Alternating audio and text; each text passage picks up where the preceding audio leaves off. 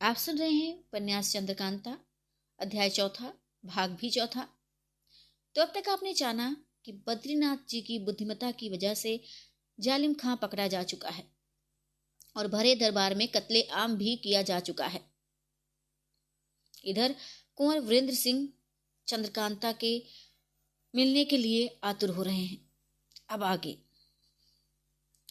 श्रोतागण, अब वह समय आ गया है कि आप भी चंद्रकांता और कुंवर वीरेंद्र सिंह को खुश होते देख खुश हों। ये तो आप समझते ही होंगे कि महाराज जयसिंह विजयगढ़ से रवाना होकर नौगढ़ जाएंगे और वहां से राजा सुरेंद्र सिंह और कुमार को साथ लेकर कुमारी से मिलने की उम्मीद में तिलस्मी खो के अंदर जाएंगे।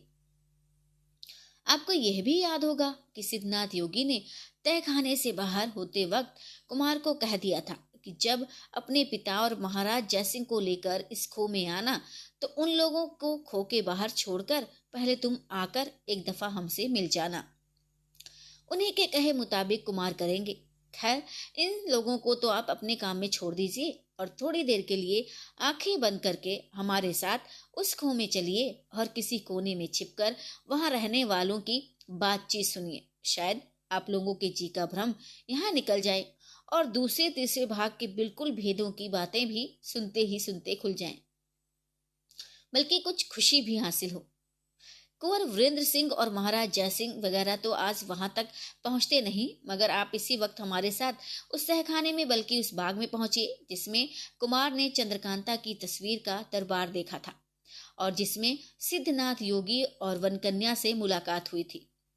आप इसी बाग में पहुंच गए। देखिए, अस्त होते हुए सूर्य भगवान अपनी सुंदर लाल किरणों से मनोहर बाग के ऊंचे ऊंचे पेड़ों के ऊपरी हिस्सों को चमका रहे हैं।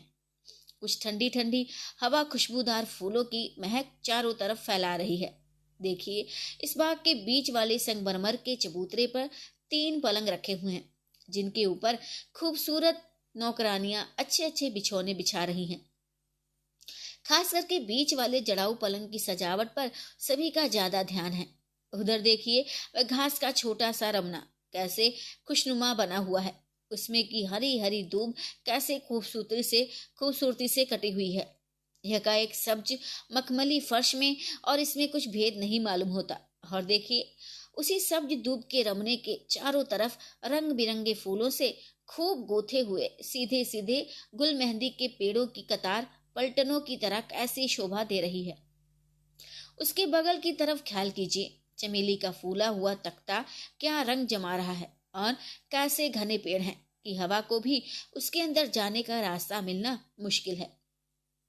और इन दोनों तख्तों के बीच वाला छोटा सा खूबसूरत बंगला क्या अच्छा लग रहा है, तथा उसके चारों तरफ नीचे से ऊपर तक मालती की लता कैसी घनी चढ़ी हुई और फूल भी कितने ज्यादा फूले हुए हैं। अगर जी चाहे तो किसी एक तरफ खड़े होकर बिना इधर उधर हटे हाथ भर का चंगेर भर लीजिए। पश्चिम तरफ निगाह दौड़ाइए। फूली हुई मेहंदी की टट्टी के नीचे जंगली रंग बिरंगे पत्तों वाले हाथ 1.5 हाथ ऊंचे दरख्तों की चौहरी कतार क्या भली मालूम होती है और उसके बुंदी की कार सुर्खी लिए हुए सफेद लकीरों वाले सब्ज धारियों वाले लंबे घूंगर वाले बालों की तरह ऐठे हुए पत्तों क्या क्या कैफियत दिखा रहे हैं। और इधर उधर हटके दोनों तरफ त्रिकोणिया तख्तों की भी रंगत देखिए जो सिर्फ हाथ भर ऊंचे रंगीन छिटकती हुई धारियों वाले पत्ते के जंगली पेड़ों के गमलों से पहाड़ी नुमा सजाए हुए हैं और जिनके चारों तरफ रंग बिरंगे विदेशी फूल खिले हुए हैं।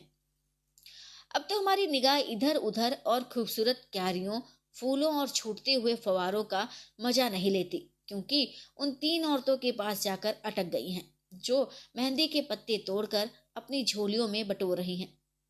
यह निगाह भी अदब करती है, क्योंकि उन तीनों औरतों में से एक तो हमारी उपन्यास की ताज वन कन्या है और बाकी दोनों उसकी प्यारी सखियां हैं।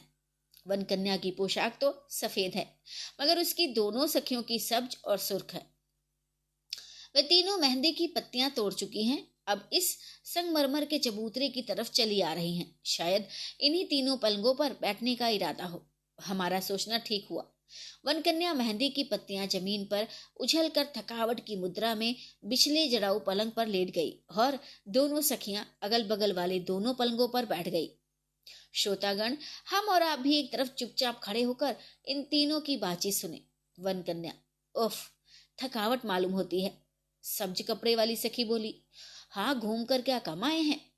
सुर्ख कपड़े वाली सखी की दूसरी सखी से: क्या तू भी थक गई। सब्ज सखी: मैं क्यों थकने लगी, 10-10 कोस का रोज चक्कर लगाती रही, तब तो थकी ही नहीं। सुर्ख सखी: उफ, उन दिनों भी कितना दौड़ना पड़ा था, कभी इधर तो कभी उधर, कभी जाओ तो कभी आओ। सब्ज सखी: आखिर कुमार के अय्यार हम लोगों का पता नहीं लगा सके। सुर्ख सखी: खुद ज्योतिषी जी की अकल चकरा गई, जो बड़े रमाल और नजूमी कहलाते थे, दूसरों की कौन कहे। वन कन्या: ज्योतिषी जी के रमल को तो इन यंत्रों ने बेकार कर दिया, जो सिद्धनाथ बाबा ने हम लोगों के गले में डाल दिया है, और अभी तक जिसे उतारने नहीं देते। सब्ज सखी: मालूम नहीं इस ताबीज में कौन सी ऐसी चीज है जो रमल को चलने नहीं देती। वन कन्या: मैंने यही बात एक दफा सिद्धनाथ बाबा जी से पूछी थी, जिसके जवाब में वे बहुत कुछ बक गए। मुझे सब तो याद नहीं कि क्या क्या कह गए। हाँ, इतना याद है कि रमल जिस धातु से बनाई जाती है और रमल के साथ ही ग्रह, राशि, नक्षत्र, तारों वगैरह के असर पड़ने वाली जितनी धातुएं हैं, उन सभी को एक साथ मिलाकर ये यंत्र बनाया गया है। इसलिए जिसके पास ये रहेगा, उसके बारे में कोई नजूमी या ज्योतिषी रमल के जरिए से कुछ नहीं देख सकेगा। सुर्ख सखी: बेशक इसमें बहुत कुछ असर है। देखिए, मैं सूरजमुखी बनकर गई थी, तब भी ज्योतिषी जी रमल से नहीं बता सके कि यह अय्यार है। वन कन्या: कुमार तो खूब ही छके होंगे। सुर्ख सखी: कुछ न पूछिए, वह बहुत ही घबराए कि यह शैतान कहाँ से आई है और क्या शर्त करा के अब क्या चाहती है। सब्ज सखी: हाँ, उसी के थोड़ी देर पहले मैं प्यादा बनकर खत का जवाब लेने गई थी और देवी सिंह को चेला बनाया था। ये कोई नहीं कह सका कि इसे मैं पहचानता हूँ। सुर्ख सखी: हाँ, ये सब तो हुई, मगर किस्मत भी कोई भारी चीज है। देखिए, जब शिवदत्त के यारों ने तिलस्मी किताब चुराई थी और जंगल में ले जाकर जमीन के अंदर गाड़ रहे थे, उसी वक्त इत्तेफाक से हम लोगों ने पहुंचकर दूर से देख लिया कि कुछ गाड़ रहे हैं। उन लोगों के जाने के बाद खोद कर देखा तो तिलस्मी किताब है। वन कन्या: उफ, बड़ी मुश्किल से सिद्धनाथ ने हम लोगों को घूमने का हुक्म दिया था।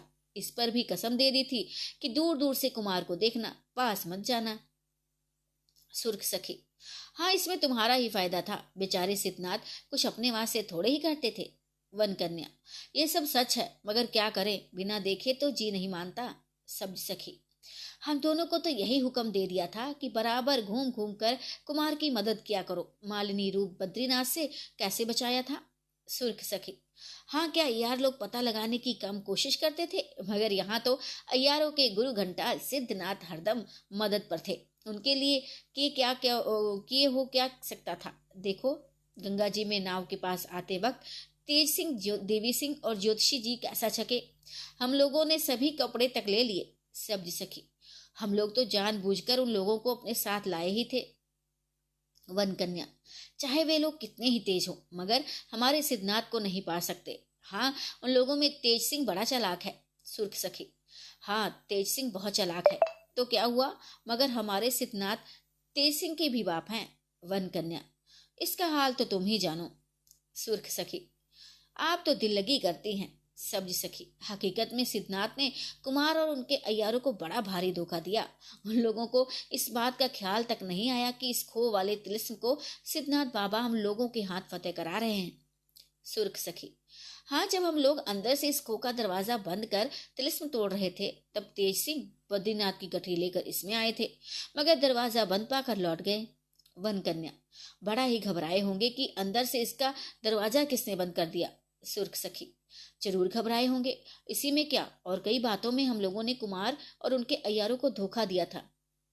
देखिए, मैं उधर सूरजमुखी बनकर कह आई कि शिवदत्त को छुड़ा दूंगी, और इधर इस बात की कसम खिलाकर कि कुमार से दुश्मनी ना करेगा, शिवदत्त को छोड़ दिया। उन लोगों ने भी जरूर सोचा होगा कि सूरजमुखी कोई भारी शैतान है। वन कन्या: मगर फिर भी हरामजादे शिवदत्त ने धोखा दिया और कुमार से दुश्मनी करने पर कमर बांधी। उसके कसम का कोई एतबार नहीं। सुर्ख सखी: हाँ, इसी से फिर हम लोगों ने गिरफ्तार भी तो कर लिया और तिलस्मी किताब पाकर फिर कुमार को दे दी। हाँ, क्रूर सिंह ने एक दफा हम लोगों को पहचान लिया था। मैंने सोचा कि अब अगर ये जीता बचा तो सब भंडा फूट जाएगा। बस लड़ ही तो गई, आखिर मेरे हाथ से उसकी मौत लिखी थी, मारा गया। सब्ज सखी, उस मुए को धुन सवार थी कि हम तिलिस्म फतेह करके खजाना ले दें। वन कन्या, मुझको तो इसी बात की खुशी है, ये खो वाला तिलिस्म मेरे हाथ से फतेह हुआ। सुर्ख सखी, हाँ इसमें काम ही कितना था, इस पर सिद्धनाथ बाबा की मदद। वन कन्या, खैर एक बात तो है, अपनी जगह पर दीवान हरदयाल सिंह को छोड़ तेज सिंह और बद्रीनाथ को साथ ले महाराज जयसिंह विजयगढ़ से नौगढ़ की तरफ रवाना हुए। साथ में सिर्फ 500 आदमियों का झमेला था। एक दिन रास्ते में लगा, दूसरे दिन नौगढ़ के करीब पहुंचकर डेरा डाला। राजा सुरेंद्र सिंह को महाराज जयसिंह के पहुंचने की खबर मिली। उसी वक्त अपने मुसाहबों और सरदारों को साथ ले इस्तकबाल के लिए गए और अपने साथ शहर में आए। महाराज जयसिंह के लिए पहले से ही मकान सजा रखा था, उसी में उनका डेरा डलवाया और जाफत के लिए कहा, मगर महाराज जयसिंह ने जाफत से इनकार किया और कहा, कई वजहों से मैं आपकी जाफत मंजूर नहीं कर सकता। आप मेहरबानी करके इसके लिए जिद ना करें, बल्कि इसका सबब भी ना पूछें कि जाफत से क्यों इनकार करता हूँ। राजा सुरेंद्र सिंह इसका सबब समझ गए और जी में बहुत खुश हुए। रात के वक्त कुंवर वीरेंद्र सिंह और बाकी के अय्यार लोग भी महाराज जयसिंह से मिले। कुमार को बड़ी खुशी के साथ महाराज ने गले लगाया और अपने पास बैठाकर तिलिस्म का हाल पूछते रहे। कुमार ने बड़ी खूबसूरती के साथ तिलिस्म का हाल बयां किया। रात को ही ये राय पक्की हो गई कि सवेरे सूरज निकलने के पहले तिलिस्मी खो में सिद्धनाथ बाबा से मिलने के लिए रवाना होंगे। उसी मुताबिक दूसरे दिन तारों की रोशनी रहते ही महाराज जयसिंह, राजा सुरेंद्र सिंह, कुंवर वीरेंद्र सिंह, तेज सिंह, देवी सिंह, पंडित बद्रीनाथ, पन्नालाल, रामनारायण और चुन्नी लाल वगैरह 1000 आदमी की भीड़ लेकर तिलिस्मी तहखाने की तरफ रवाना हुए। तहखाना बहुत दूर तो ना था। सूरज निकलते तक उस खो के पास पहुंचे। कुंवर वीरेंद्र सिंह ने महाराज जय सिंह और राजा सुरेंद्र सिंह के हाथ जोड़कर अर्ज किया, जिस वक्त सिद्धनाथ योगी ने मुझे आप लोगों को लाने के लिए भेजा था, उस वक्त यह भी कह दिया था कि जब वे लोग इस खो के पास पहुंच जाएं, तब अगर हुक्म दें तो तुम उन लोगों को छोड़कर पहले अकेले आकर हमसे मिल जाना। अब आप कहें तो योगी जी के कहे मुताबिक पहले मैं उससे जाकर मिलाऊं। महाराज जयसिंह और राजा सुरेंद्र सिंह ने कहा, योगी जी की बात जरूर माननी चाहिए, तुम जाओ उनसे मिलकर आओ, तब तक हमारा डेरा भी इसी जंगल में पड़ता है। कुंवर वीरेंद्र सिंह अकेले सिर्फ तेज सिंह को साथ लेकर खो में गए। जिस तरह हम पहले सुना आए हैं, उसी तरह खो का दरवाजा खोल कई कोठरियों, मकानों और बागों में घूमते हुए दोनों आदमी उस बाग में पहुंचे जिसमें सिद्धनाथ रहते थे, या जिसमें कुमारी चंद्रकांता की तस्वीर का दरबार कुमार ने देखा था। बाग के अंदर पैर रखते ही सिद्धनाथ योगी से मुलाकात हुई, जो दरवाजे के पास पहले ही से खड़े कर कुछ सोच रहे थे। कुंवर वीरेंद्र सिंह और तेज सिंह को आते देख उनकी तरफ बढ़े और पुकार कर बोले, आप लोग आ गए। पहले दोनों ने दूर से प्रणाम किया और पास पहुंचकर उनकी बात का जवाब दिया। कुमार, आपके हुक्म के मुताबिक महाराज जयसिंह और अपने पिता को खो के बाहर छोड़कर आपसे मिलने आया हूँ। सिद्धनाथ, बहुत अच्छा किया जो उन लोगों को ले आए। आज कुमारी चंद्रकांता से आप लोग जरूर मिलोगे। तेज सिंह, आपकी कृपा है तो ऐसा ही होगा। सिद्धनाथ, कहो और तो सब कुशल है? विजयगढ़ और नौगढ़ में किसी तरह का उत्पात तो नहीं हुआ था? तेज सिंह, हाँ उत्पात तो हुआ था, कोई जालिम खान नामी दोनों राजाओं का दुश्मन पैदा हुआ था। सिद्धनाथ, हाँ ये तो मालूम है, बेशक पंडित बद्रीनाथ अपने फन में बड़ा उस्ताद है, अच्छी चालाकी से उसे गिरफ्तार किया। खूब हुआ जो वे लोग मारे गए। अब उनके संगी साथियों का दोनों राज्यों से दुश्मनी करने का हौसला नहीं पड़ेगा। आओ टहलते टहलते हम लोग बात करें। कुमार, बहुत अच्छा। तेज सिंह, जब आपको ये सब मालूम है तो ये भी जरूर मालूम होगा कि जालिम खां कौन था। सिद्धनाथ, ये तो नहीं मालूम कि वह कौन था, मगर अंदाज से मालूम होता है कि शायद नाजिम और अहमद के रिश्तेदारों में से कोई होगा। कुमार, ठीक है, जो आप सोचते हैं वही होगा। सिद्धनाथ, महाराज शिवदत्त तो जंगल में चले गए। कुमार, जी हाँ, वे तो हमारे पिता से कह गए हैं कि अब तपस्या करेंगे। सिद्धनाथ, जो हो, मगर दुश्मन का विश्वास कभी नहीं करना चाहिए। कुमार, क्या वे फिर दुश्मनी पर कमर बांधेंगे? सिद्धनाथ, अरे कौन ठिकाना। कुमार, अब हो तो बाहर जाकर अपने पिता और महाराज जयसिंह को ले आऊं। सिद्धनाथ, हाँ पहले ये तो सुन लो कि हमने तुमको उन लोगों से पहले क्यों बुलाया है। कुमार, जी कहिए। सिद्धनाथ, कायदे की बात यह है कि जिस चीज को जो जी बहुत चाहता है, अगर वह खो गई हो और बहुत मेहनत करने या बहुत हैरान होने पर एकाएक ताज्जुब के साथ मिल जाए तो उसका चाहने वाला उस पर इस तरह टूटता है जैसे अपने शिकार पर भूखा बाज। ये हम जानते हैं कि चंद्रकांता और तुमसे बहुत ज्यादा मोहब्बत है। अगर एकाएक दोनों राजाओं के सामने तुम उसे देखोगे या वह तुम्हें देखेगी तो ताजुब नहीं कि लोगों के सामने तुमसे या कुमारी चंद्रकांता से किसी तरह की बेअदबी हो जाए या जोश में आकर तुम उसके पास ही जा खड़े हो तो भी मुनासिब नहीं होगा। इसलिए मेरी राय है कि उन लोगों के पहले ही तुम कुमारी से मुलाकात कर लो। आओ हमारे साथ चले आओ। आह, इस वक्त तो कुमार के दिल की हुई। मुद्दत के बाद सिद्धनाथ बाबा की कृपा से आज उस कुमारी चंद्रकांता से मुलाकात होगी जिसके वास्ते दिन रात परेशान थे। राजपाट जिसकी एक मुलाकात पर न्यौछावर कर दिया था, जान तक से हाथ धो बैठे थे, आज एकाएक उससे मुलाकात होगी, सो भी ऐसे वक्त जब किसी तरह का खुटका नहीं, किसी तरह का रंज या अफसोस नहीं, कोई दुश्मन बाकी नहीं। ऐसे वक्त में कुमार की खुशी का क्या कहना। कलेजा उछलने लगा। मारे खुशी के सिद्धनाथ योगी की बात का जवाब तक ना दे सके और उनके पीछे पीछे रवाना हो गए। थोड़ी दूर कमरे की तरफ गए होंगे कि एक लौंडी फूल तोड़ती हुई नजर पड़ी, जिसे बुलाकर सिद्धनाथ ने कहा, तू अभी चंद्रकांता के पास जाकर और कह कि कुंवर वीरेंद्र सिंह तुमसे मुलाकात करने आ रहे हैं। तुम अपनी सखियों के साथ अपने कमरे में जाकर बैठो। ये सुनते ही लौंडी दौड़ती हुई एक तरफ चली गई और सिद्धनाथ कुमार तथा तेज सिंह को साथ ले बाग में इधर उधर घूमने लगे। कुंवर वीरेंद्र सिंह और तेज सिंह दोनों अपनी अपनी फिक्र में लग गए। तेज सिंह को चपला से मिलने की बड़ी खुशी थी। दोनों ये सोचने लगे कि किस हालत में मुलाकात होगी, उससे क्या बातचीत करेंगे, क्या पूछेंगे, वह हमारी शिकायत करेगी तो क्या जवाब देंगे। इसी सोच में दोनों ऐसे लीन हो गए कि फिर सिद्धनाथ योगी से बात तक न की। चुपचाप बहुत देर तक योगी जी के पीछे पीछे घूमते रह गए। घूम फिर कर इन दोनों को साथ लिए हुए सिद्धनाथ योगी उस कमरे के पास पहुंचे जिसमें कुमारी चंद्रकांता की तस्वीर का दरबार देखा था। वहां पर सिद्धनाथ ने कुमार की तरफ देखकर कहा, जाओ इस कमरे में कुमारी चंद्रकांता और उसकी सखियों से मुलाकात करो, मैं तब तक दूसरा काम करता हूँ। कुंवर वीरेंद्र सिंह उस कमरे में अंदर गए। दूर से कुमारी चंद्रकांता को चपला और चंपा के साथ खड़े दरवाजे की तरफ टकटकी लगाए देखा। देखते ही कुंवर वीरेंद्र सिंह कुमारी की तरफ झपटे और चंद्रकांता कुमार की तरफ। अभी एक दूसरे से कुछ दूर ही थे कि दोनों जमीन पर गिरकर बेहोश हो गए। तेज सिंह और चपला की भी आपस में टकटकी बंध गई। बेचारी चंपा कुंवर वीरेंद्र सिंह और कुमारी चंद्रकांता की ये दशा देख दौड़ी हुई दूसरे कमरे में गई और हाथ में बेद मुश्क के अर्क से भरी हुई सुराही और दूसरे हाथ में सूखी चिकनी मिट्टी का ढेला लेकर दौड़ी हुई आई। दोनों के मुंह पर अर्क का छींटा दिया और थोड़ा सा अर्क उस मिट्टी के ढेले पर डालकर हल्का लखलखा बनाकर दोनों को सुंघाया।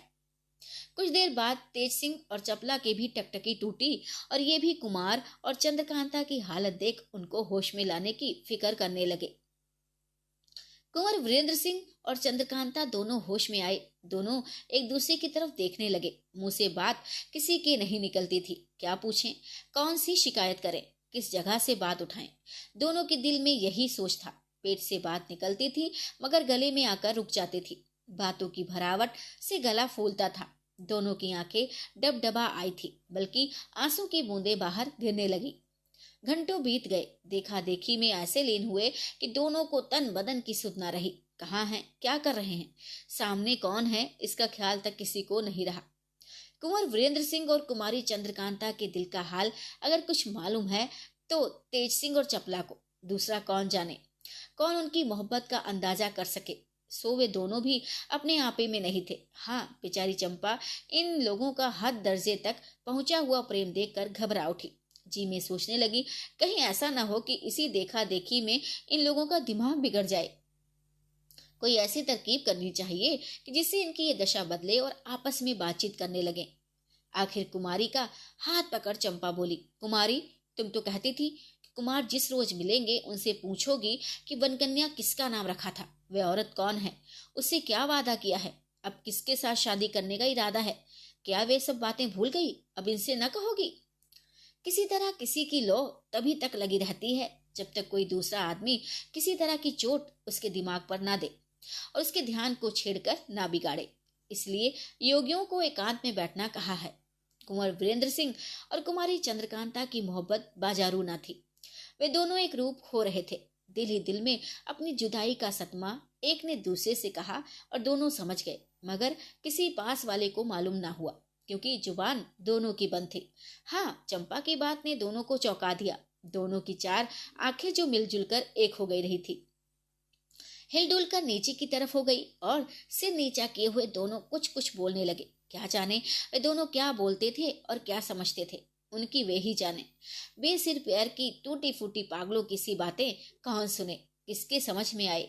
ना तो कुमारी चंद्रकांता को कुमार से शिकायत करते बनी और ना कुमार उनकी तकलीफ पूछ सके। वे दोनों पहर आमने सामने बैठे रहते तो शायद कहीं जुबान खुलती, मगर यहाँ 2 घंटे बाद सिद्धनाथ योगी ने दोनों को फिर अलग कर दिया। लौंडी ने बाहर से आकर कहा, कुमार, आपको सिद्धनाथ बाबा जी ने बहुत जल्द बुलाया है, चलिए देर मत कीजिए।